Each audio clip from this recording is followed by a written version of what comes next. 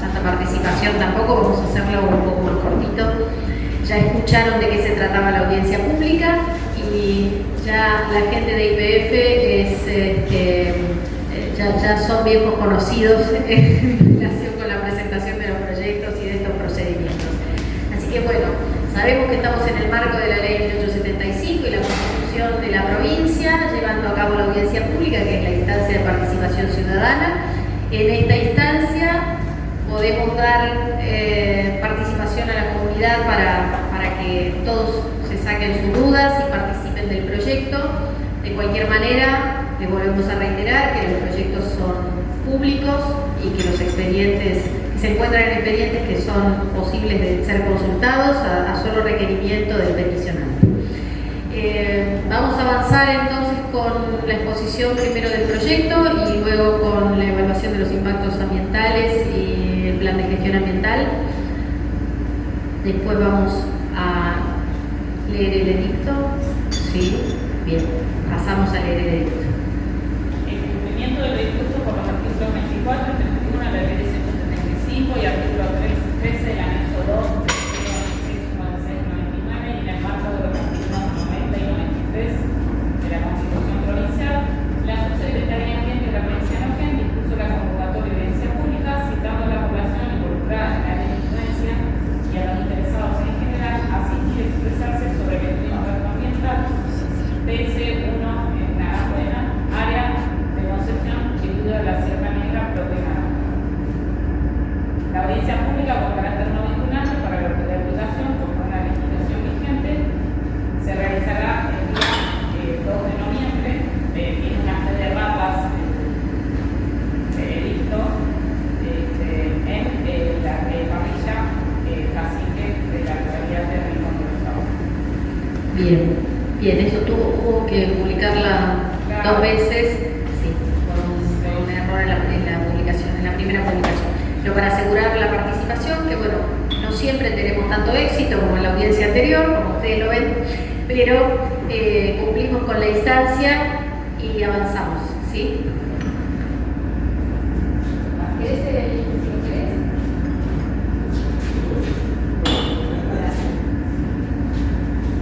Buenas tardes. Ahí está, ahora sí. Buenas tardes. Bueno, lo que vamos a presentar es el proyecto de la planta compresora 1 en Aracuena. Primero vamos a hacer una descripción del proyecto y después una descripción del entorno, la evaluación de los impactos ambientales y las medidas que terminan en el plan de gestión del proyecto. Así que le doy la palabra a mi compañero. Mi nombre es Janina Perdón, yo estoy en la parte de gestión de permisos. Bueno, buenas tardes a todos. Mi nombre es Maximiliano Preciani, trabajo en la gerencia de instalaciones de superficies de YPF.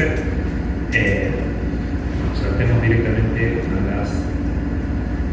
Como comentaba Yani, venimos acá por el estudio de una única instalación concentrada, que es una planta compresora, que lo que hace es comprimir el gas que viene de otras instalaciones que también estamos proyectando para el futuro, lo comprime y lo deshidrata para luego inyectarlo en un gasoducto, que es un gasoducto que va hacia el complejo industrial del Portón, que tampoco forma parte del alcance de este proyecto. Las instalaciones de las cuales provienen ese gas son satélites, que antes se mencionó en la audiencia anterior, son satélites que se ubican 4 en los bloques en el bloque de Narambuena y 3 en el bloque de Bajo Botón. Ahora luego explicamos un poco más de dónde están ubicados y qué hacen. Bueno, un poco las obras proyectadas para este proyecto en particular es la construcción de la locación, que es una locación bastante interesante en dimensiones, son aproximadamente 172.000 metros cuadrados, con 2 caminos de acceso. Uno es un camino principal de 338 metros y el otro es un camino secundario de 249 metros. Una vez construido eso, se procede al montaje, lo que nosotros llamamos el montaje electromecánico de la instalación, que es una instalación que tendrá una capacidad de tratamiento de gas de 2 millones de metros cúbicos por día de gas.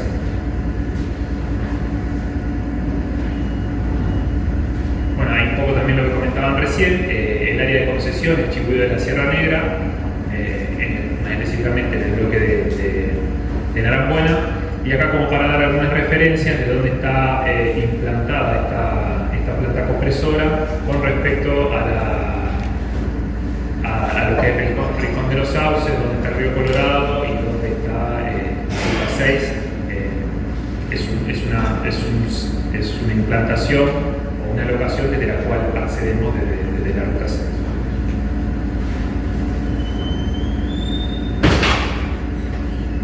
Bueno, ahí no sé si se ve bien. Esto es como para dar algunas referencias de lo que implica la construcción de la locación.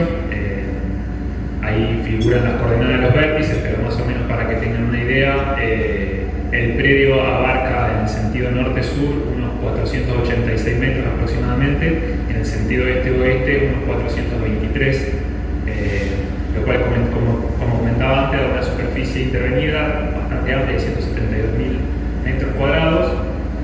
Y bueno, ahí lo que va a implicar la construcción de la locación, o sea, un desmonte que es la capa superficial, que son los primeros 10 centímetros, que da el orden de los 17.000 metros cúbicos, y después tomando una cota de aproximadamente 790 metros sobre el nivel del mar, eso nos da que se va a requerir un desmonte, o sea, un desmonte total de 598.000 metros cúbicos, lo cual es también interesante, y un relleno de 616.000 metros cúbicos, lo cual requiere de un aporte, o sea, por la diferencia requiere un aporte de 18.000 metros cúbicos, que ahora vemos de dónde sale.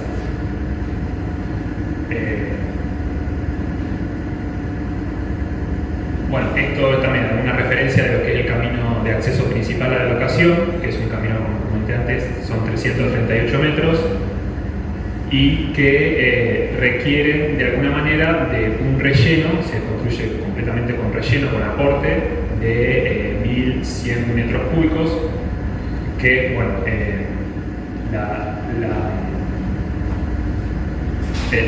lo bueno de esto es que la construcción del camino de acceso, el camino secundario, se construye sobre una parte alta que requiere de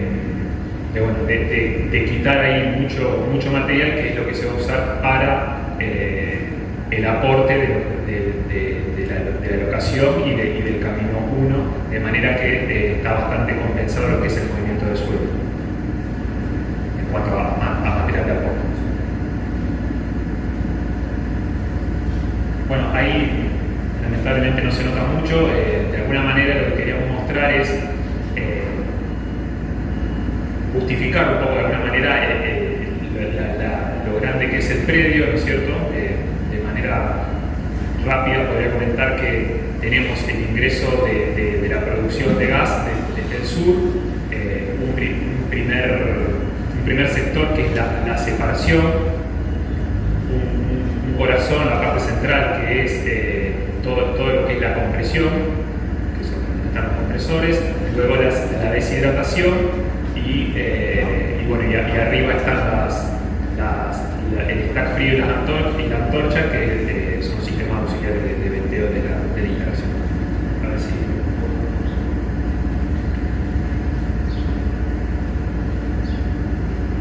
Bueno, esta va un poco de la mano. Lo único que forma parte del alcance del estudio de hoy es lo que ustedes ven como PC, que es la planta compresora, pero esto de alguna manera explica por qué estamos nosotros hoy poniendo esa PC en el bloque de Narambuena, que es que estamos apuntando en Bajo del Toro y Narambuena de llevar el desarrollo a un modelo basado en satélites, que el satélite lo que es una instalación muy chica, que es un separador bifásico, que lo que hace es recibe la producción desde los pads a su vez reciben la producción desde los pozos, ¿no es cierto? Entonces entra una producción a ese satélite, que están distribuidos en distintas partes de los bloques de Bajo del Toro y Narambuena, y en ese satélite hay un separador bifásico que lo que hace es, por un lado separa el líquido y por otro lado separa el gas. El gas nosotros lo llevamos a la planta compresora y el líquido lo llevamos a la planta de tratamiento de crudo, que la planta de tratamiento de crudo también ya se le hizo una audiencia y está pegada a la planta compresora, son como dos instalaciones que van hermanadas si se quiere. Y bueno, y hoy lo que venimos a presentar acá es la parte de gas que se va a la planta compresora. esta imagen es un poco para también referenciar de que estamos hablando con los satélites. Tenemos 3 ubicados en el bloque de Bajo del Toro, también tienen como ubicaciones estratégicas, pasa como nosotros vemos el desarrollo del bloque, y en Agambuena estamos viendo 4, y ahí donde figura el punto amarillo que es la planta compresora, para indicar el otro puntito que está al lado, que es la planta de tratamiento.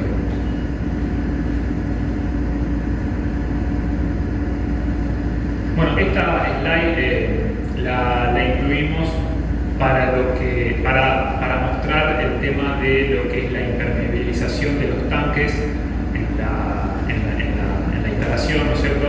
Que siempre es un punto que bueno, es bastante consultado, ¿no es cierto?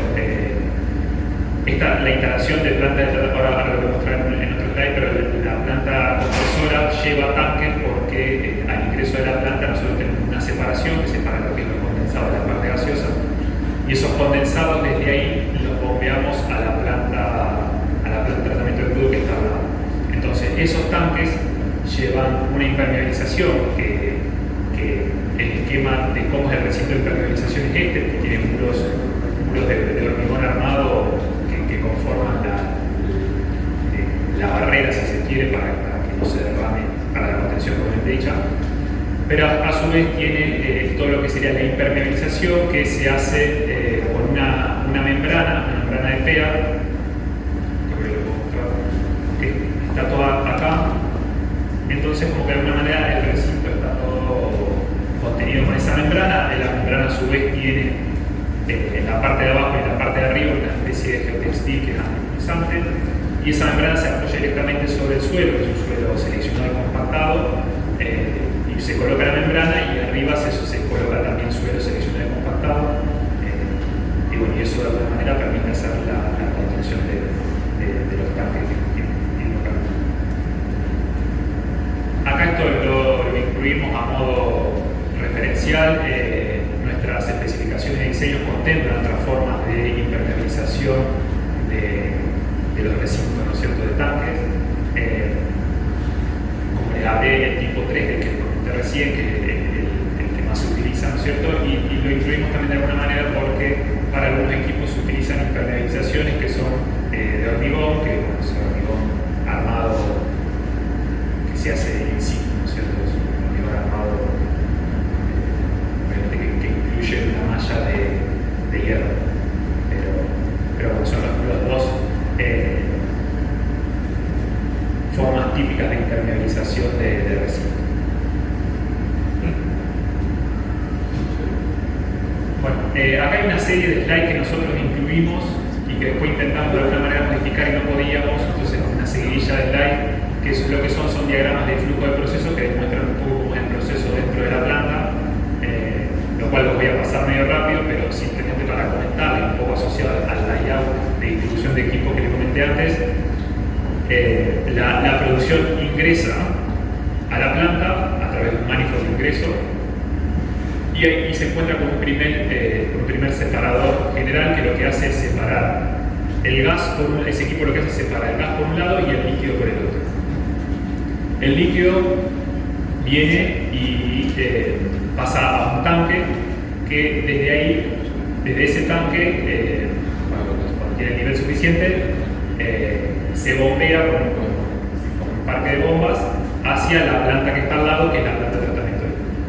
La rama gaseosa, que sale por la parte superior del equipo del separador, pasa a un scrubber, que es otro separador que separa gotas más finitas, para luego sí pasar a los compresores, y toda esta separación previa es porque los compresores no pueden comprimir líquido, entonces sí o sí tienen que estar comprimiendo gas. Ahí de alguna manera lo que representamos es el tren de compresión, y luego de que el gas está comprimido se eleva la presión a unos 90 kilos aproximadamente, pasa a otro scrubber esto es un filtro ecualizador que lo que hace es eliminar también líquido que puede llegar a generarse en la compresión, y también aceite que pueden arrastrar de los compresores, y pasa a un sistema de acondicionamiento del gas o de deshidratación del gas, que es que pone el gas en especificaciones que pone el gas en las especificaciones que requieren para inyectarse en el gasoducto.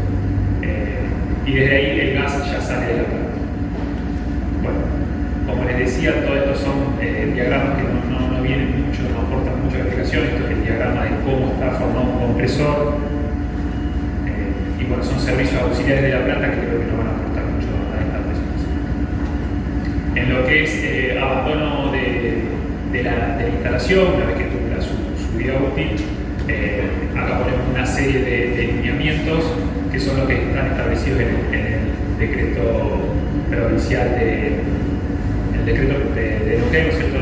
2656, que habla de que una vez que se cumpla la vida útil se abandona la instalación, habla de un desmontaje de las instalaciones, de la infraestructura, que ese desmontaje como la desvinculación del piping, el desguace de los tanques, la desvinculación electromecánica de toda esa infraestructura que tiene la obra, el reacondicionamiento de esa locación, que lo que se intenta un poco es como devolverle la geoforma que tenía el terreno natural antes de impactarlo. Ese reacondicionamiento a su vez puede conllevar también un escarificado si es que el suelo está muy compactado. Y bueno, y ahí también hay otras implicaciones, por ejemplo, si hubo cámaras sépticas o tanques sumideros, de alguna manera también va a haber que tratarlo, desinfectarlo, con cal, con cloro o con otros elementos para luego rellenarlos, taparlos con suelo natural. Y bueno, y tareas de limpieza final, obviamente, que requieren de una reclasificación de todo lo que tengamos luego de haber hecho ese desmontaje, ese reacondicionamiento, como lo de mampostería, lo de hierro, del sobrante, lo de base de los tanques. Eso hay que clasificarlo y hacer su disposición final de todo eso. Abandono de camino sigue más o menos una misma suerte, ¿no es cierto?, de escarificación para favorecer la revegetación natural del terreno, construir lomadas en intersecciones con caminos existentes para evitar que se ingrese a esos caminos que ya no existirían, y bueno, identificar todo con carteles. Bueno, hay un poco lo que es recursos a utilizar. Hablamos del agua, que como es el movimiento de suelo es muy importante, obviamente el agua asociada para hacer esa actividad son volúmenes muy grandes, hablamos de volúmenes de 61.000 metros cúbicos solamente para la locación, y después 2.000 más para lo que es los caminos. Que ese agua va a estar tomada de los pozones que hay sobre el río Colorado. Ahí figura el permiso, ¿no es cierto?, y la licencia ambiental para eso. Y lo que son los áridos, que son este aporte que tenemos que hacer una vez finalizado el movimiento de suelo. Tenemos que hacer un aporte de unos 10 centímetros, ¿no es cierto?, con áridos. Se lo maneja también de una cantera, en este caso el Héctor, y bueno, ahí también figura la licencia.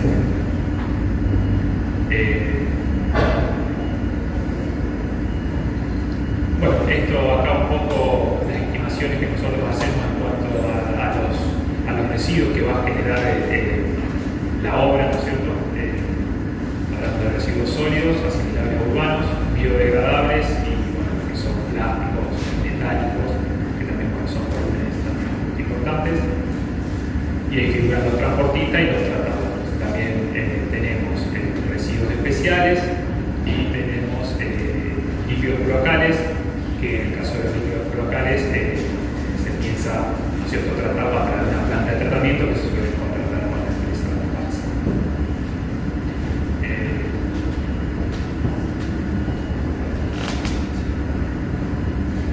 Bueno, ahí como para tener un marco referencial, lo que es mano de obra exclusivamente de la construcción de la instalación y de los caminos, todo lo que es asociado al movimiento del suelo, son unas 25 personas, la vida útil del proyecto unos 30 años, y hablamos de un cronograma de ejecución total del proyecto, incluyendo el movimiento del suelo, de 17 meses.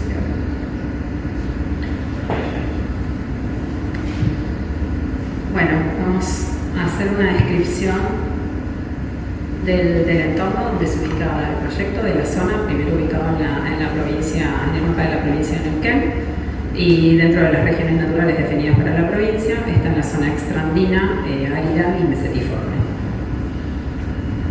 La geología del entorno está caracterizada por sedimentitas epiclásticas continentales en todo lo que hace a la superficie de la planta compresora.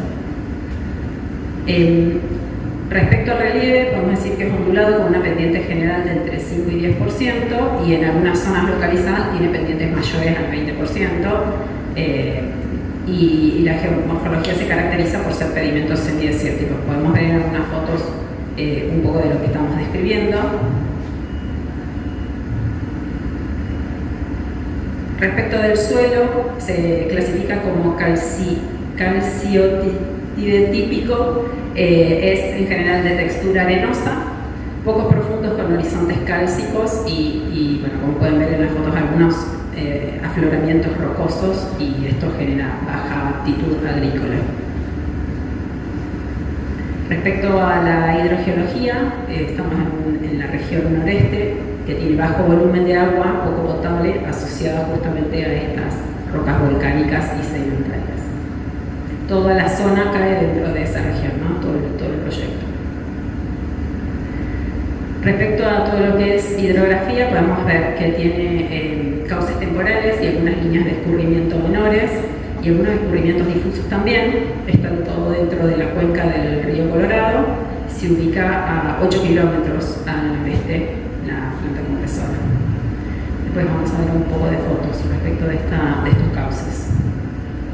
Estas líneas de escurrimiento están orientadas en general en sentido sureste-noreste, y los cauces temporales tienen dirección sur-norte, que ven hacia el río Colorado.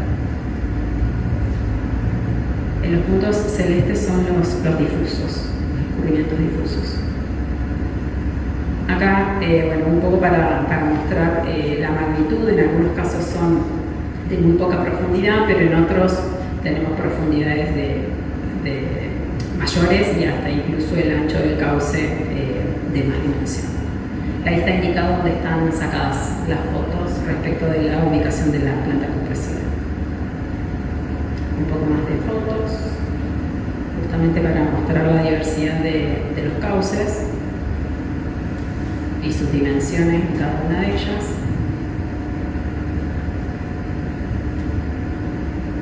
La pendiente general del área presenta dirección sureste-noreste, como dijimos, y se ubica entre las cotas de 942 a 982. El predio de la planta compresora presenta riesgo hídrico, por lo cual después se presentan medidas de mitigación asociadas a este riesgo, para las cuales después se hace el estudio de riesgo con la ingeniería de detalle, que se somete a evaluación por parte de la Subsecretaría de Recursos Hídricos, obviamente previo para poder ejecutarlos y contar con esas medidas antes de la puesta en marcha. Respecto de la vegetación, si bien toda la planta compresora está en una zona en donde se encuentra la Radicalicata dominante, también tenemos cercano otro tipo de vegetación, de bardas, pero también con la misma especie. Y bueno, hay algunas fotos de arbustos que se pudieron evidenciar durante el relevamiento de campo que hace la consultora, con diferentes especies que son todas típicas de estepa. Y si bien están aislados, esto da que tengan una baja densidad de cobertura. Se puede observar cómo se aparece el suelo, digamos, entre los arbustos. No existen comunidades mapuches en el área. Esto a modo de conclusión y todo lo que es la parte más socioeconómica. La población urbana es muy escasa, no se observaron viviendas en el área de afectación directa, puestos y asentamientos. No existen áreas recreativas ni agrícolas en el área. Tiene bajo potencial paleontológico y arqueológico, y durante los relevamientos de campo no se evidenciaron restos o hallazgos que haya alertado la participación de otro ente de control como es Dirección de Patrimonio Cultural. Y en el área de afectación directa se observaron pozos, y bueno, el predio de la futura batería, que también tuvimos la audiencia pública, creo que a mitad de año más o menos. Todas las instalaciones, algunas existentes y otras futuras. Respecto a la sensibilidad ambiental, tenemos el mapa y la clasificación, y podemos decir que la mayoría de la superficie del predio se encuentra en sectores de sensibilidad moderada-baja, asociados justamente a esto, ¿no? A las ondulaciones que estuvimos viendo en las fotos anteriores, con evidencia de erosión. En el sector central y noroeste del predio, como en un sector menor cercano al camino de acceso, se ubican sectores de sensibilidad que son moderado a alto. Esto está asociado a sectores con pendientes un poco mayores, que las mencionamos también cuando hablamos de las pendientes del terreno. Y esto hace también que tenga mayor densidad de las líneas de escurrimiento justamente por esas pendientes. El sitio de emplazamiento del proyecto es el adecuado, ya que puede recuperarse con mayor facilidad al ser menos susceptible con estas medidas de mitigación que mencionaba.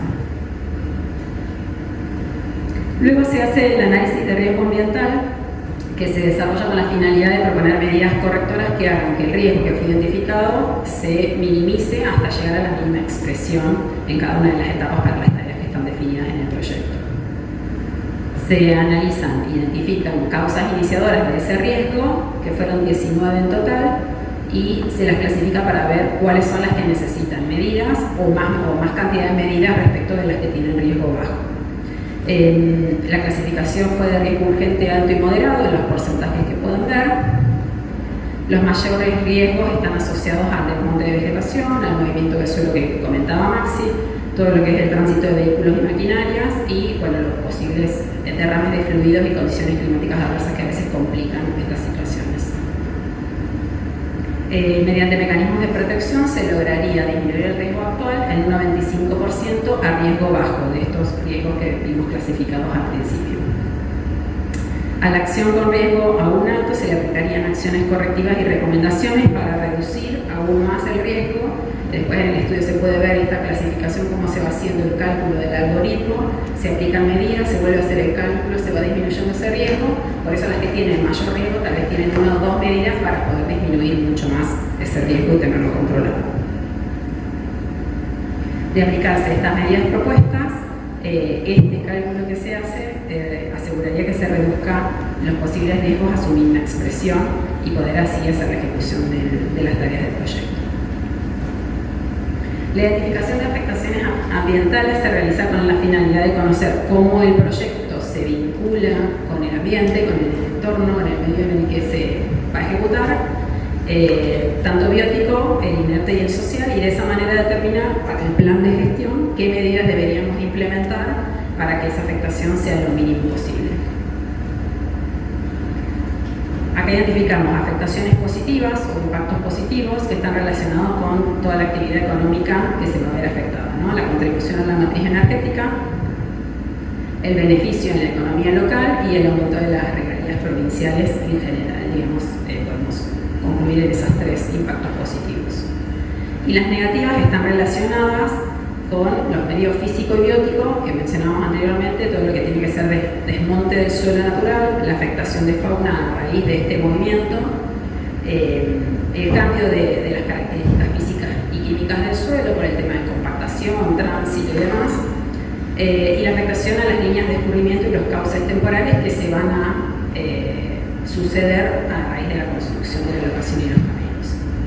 Esto también aumenta el nivel de polvo disperso en la zona y bueno, todo lo que está asociado con contingencias típicas de este tipo de instalaciones que pueden llegar a pasar, como derrames de combustible, fluidos, accidentes, explosiones, fugas y demás, en todas las etapas, ¿no? En la etapa de construcción, como también en la etapa de operación y mantenimiento de la instalación o en las tareas de abandono de la misma. Las acciones minimizadoras de estas afectaciones que se incluyen en general, digamos, en todos los proyectos son la utilización de caminos y picadas sísmicas existentes, o sea, tratar de utilizar sitios que ya estuvieran impactados como parte de los nuevos proyectos, reducir el predio escarificándolo si tenemos áreas que después en la operación de la instalación no se requieran, como mencionaba anteriormente en el caso de las locaciones, dejando la mínima superficie operativa necesaria y escarificando el resto. De esta manera ayudamos a la vegetación natural. Y bueno, y todas las tareas de recondicionamiento del sitio y limpieza que quedan una vez que terminamos cada etapa, ¿no? Limpieza, recolección de residuos y chatarras y demás que pueden quedar de la parte de obras. El plan de gestión ambiental se realiza con la finalidad de proponer estas medidas en función de estas afectaciones que mencionamos recién, tratando de mitigar, minimizar y restaurar las afectaciones que va a generar el proyecto. Respecto al riesgo hídrico, tenemos una construcción de protección aluvional y una construcción de una zanja de guarda, que esto surge del análisis del riesgo hídrico de la locación y que, como decía, se va a desarrollar la ingeniería de detalle para tener justamente detalle para hacer la construcción de la obra con el personal idóneo, ¿no? Respecto a lo que es vegetación, fauna y suelo, reforzar el tema de inspecciones en el funcionamiento y asegurar el buen estado del equipamiento, de lo que es líneas eléctricas, maquinarias y todo lo que es vehículos que se utilizan en las diferentes etapas. Escarificar las superficies de áreas sin uso, no superiores a 15 centímetros, a fin de descompactar el suelo que estuvimos, ya sea compactando por la obra o por el tránsito de maquinaria pesada que también genera una compactación del sitio.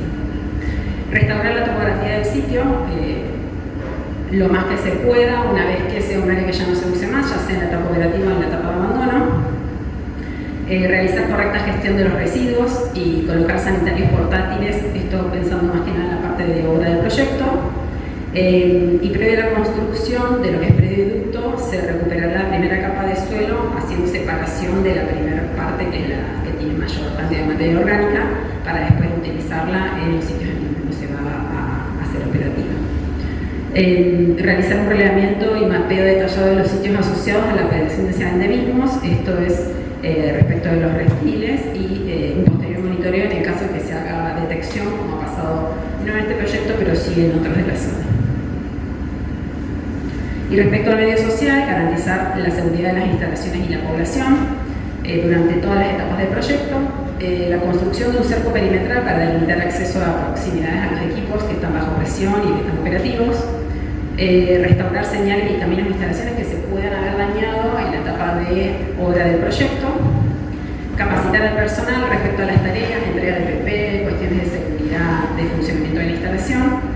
Y realizar el monitoreo de estado de las obras de mitigación de riesgo que mencionaba antes, puntualmente luego de las lluvias o periodos de tormenta que tenemos que suelen erosionarlas, para asegurarnos que sigan cumpliendo el rol de proteger la instalación. Y respecto un poco a estas contingencias, tanto operativas como de cualquier índole, o sea, pueden ser de operativas de la instalación, de seguridad, de medidas sociales del sitio, se activa el rol de llamadas de no convencional, y en función de la gravedad y la emergencia se activa un plan de contingencias acorde al nivel de criticidad de la contingencia que tengamos en ese momento. Bueno, a modo de conclusión, se buscó la mejor alternativa ambiental para el emplazamiento de las instalaciones. Se ubica mayormente en sectores con sensibilidad moderada baja, con lo cual hace que sea viable el proyecto. Presenta riesgo hídrico, pero tenemos asociado medidas de mitigación, las cuales se encuentran en el PGA. Y tenemos la afectación positiva del proyecto debido al aporte de producción a la matriz energética y la contratación de la mano de obra para la ejecución de la misma. Las acciones del proyecto que resultarían con más afectación negativa son aquellas que se realizan en la primera etapa de la ejecución de la obra, todo lo que tiene que ver con el movimiento del suelo, construcción de la elevación, de caminos, afectando, como decíamos, la cubierta vegetal y todo lo que es la geomorfología del lugar con el movimiento del suelo, y de este modo también la escorrentía superficial.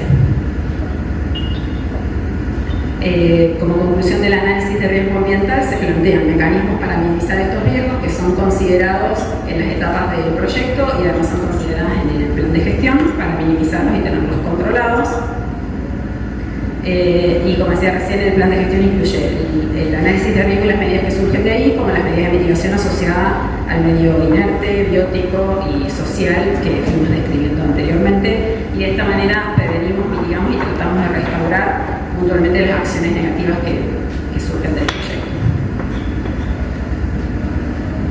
El proyecto en estudio resulta ambientalmente viable siempre y cuando se cumplan estas medidas que están pautadas en el plan de gestión para cada una de las etapas, con sus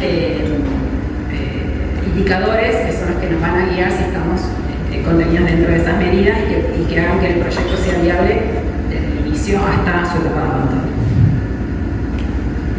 Y eso es todo. Gracias. No sé si hay preguntas. Pregunta, si no vamos a distribuir planillas porque somos poquitos, pero si hay alguien que quiere hacer alguna pregunta respecto al proyecto, yo no sé si hay preguntas. No, no se escucha. Sí, decinos tu nombre, por favor. Daniela Pobre, Daniela de la Municipalidad de Argentina, soy la Secretaría de Planeamiento y Urbanismo. La primera consulta, bien que los caminos de acceso que van a hacer a la planta compresora son relativamente cortos los trayectos. ¿Cuál es el camino principal que utilizan? ¿Buena o tentativa? O sea, ¿cuál sería el ingreso principal a esta No sé si el acceso principal. Lo que mostramos siempre es lo que vamos a generar, porque vamos a generar un impacto nuevo. Por eso el existente no lo incluimos con el detalle de la topografía, pero no sé exactamente por cuál entras al yacimiento que te lleva hasta la compresora. Detrás de la ruta, el yacimiento del Tranvial es bastante más al sur. Este es el camino que voy a decir que está más al norte, también desde la ruta, pero es pasando por la ciudad de Córdoba. Está bien. Buenísimo. Y la otra consulta es, ¿esta planta compresora se conecta a los gasoductos que ya están existentes? Sí, existe el gasoducto de gas, ¿no? No, es un gasoducto que lo están haciendo, como que van a empezar a hacer, no sé, el estado de... Sí, está en estado de avance, está planificado el asunto, pero no está construido. También no, porque hicieron la salvedad de que se hace la planta para un gasoducto que no alcanza este proyecto, no sé, pero hoy si ya estaba hecho o no. Entiendo que para el cambio. No, está avanzándose, está gestionándose los permisos justamente para iniciar. Sí, lo mismo que el tema de los satélites, que de donde viene la producción, no es parte del alcance, pero está en otro estudio a futuro. Sí, por ahí los tiempos de construcción de uno y otro hacen que avancemos con esto que es más tiempo de elaboración, más tiempo de análisis de evaluación, más tiempo de construcción también. Entonces avanzamos con esto. Nada, solo era para la cosa que me llamaba la atención. Perfecto. ¿Alguien más? ¿Alguna pregunta? Bueno, lo que sí aprovechamos porque sé que ustedes son asistentes desde hace poquito a las audiencias. En general tenían los chicos del ambiente, pero bueno, lo que sí aprovechamos para decirles es que pueden acceder a la página de nuestro organismo y ver los proyectos que tenemos ya en publicidad, como para ver cuáles son los que se van desarrollando aquí en Rincón, los que les interesen, que van a hacer de aquí. Y poder ir previendo también la participación a través de la web, si no pueden asistir, y si no, ya bueno, tener algo un poco más consolidado que tiene que ver con un mayor conocimiento más que el de acá, como para poder participar ya de manera más asidua a las audiencias, ya que bueno, vemos que la interacción que tienen ustedes con el proyecto es bastante. O sea, más allá que del área ambiental, que digamos que en ese sentido nosotros estaríamos un poco más presentes, la interacción que tienen ustedes con los proyectos es bastante importante. Así que bueno, más que invitados a participar de la página y de las próximas audiencias también. Bueno, si no tenemos más, sí. La presentación que ellos realizan está en la página, ¿cierto? De ustedes. Esta presentación no sé si está en la página todavía, me parece que no. Claro, está el estudio de impacto ambiental. Y la presentación no, porque la presentación es la que se da en la audiencia pública, pero